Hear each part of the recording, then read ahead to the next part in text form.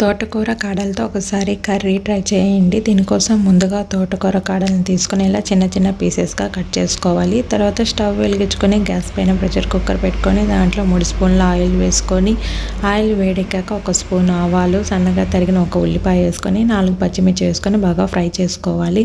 కొద్దిగా కరివేపాకు, చాప్ చేసుకున్న 2 టమాటోస్ కూడా వేసుకొని ఫ్రై చేసుకోవాలి.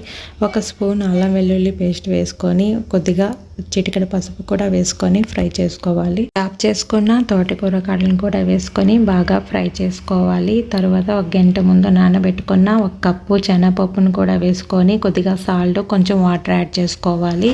దీనిలో 1 teaspoon red chilli powder, 1 spoon ధనియా powder, 1/2 teaspoon garam masala వేసి మూత పెట్టి 4 నుంచి 5 విజిల్స్ వచ్చే వరకు కుక్ చేసుకోవాలి. ఇడ్లీ, దోశ, చపాతీ దేనిలోకైనా టేస్టీగా ఉండే తోటకూర కాడలో chana dal curry is ready.